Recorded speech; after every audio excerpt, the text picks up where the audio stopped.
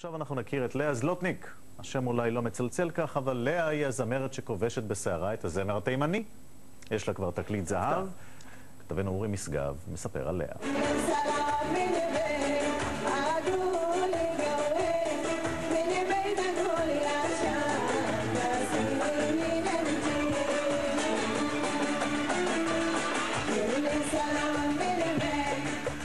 כאן אני בת 3 חודשים, ובשדה התעופה של עדן בתימן, כשעלינו לארץ בשנת 60.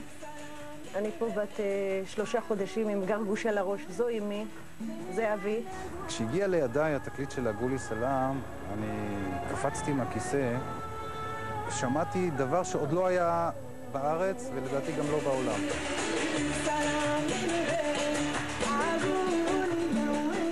קהילת יוצאי תימן באטרף.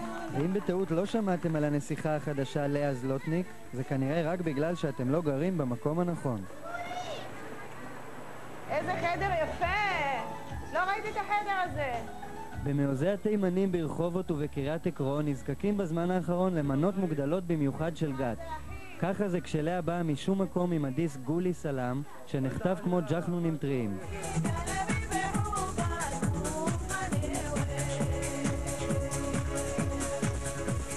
מחזיר אותנו לשורשים, למורשת. לאבא, אמא, שבאו מהמורשת הזאת, ואנחנו משוגעים לדבר. לאה חוגגת עכשיו פריחה מאוחרת.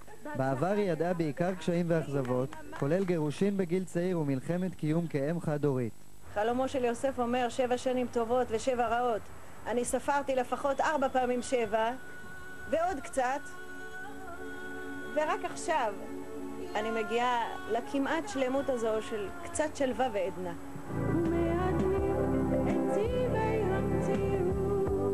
היא הוציאה 3 אלבומים בעברית, כולם נכשלו, ואז החליטה לחזור למקורות. התעניינה במוזיקה מגיל צעיר? מה אתה זוכר? מה שאני זוכר לך, כן. מה? שרה? אבל השיר יחזר את זה מאבא. להרים אותו ביד ולכבוש את הבמה, לקחת את כל הבמה. בגיל 44 היא חובקת תקליט זהב, שיצוין בקרוב בהופעה חגיגית במועדון צוותא.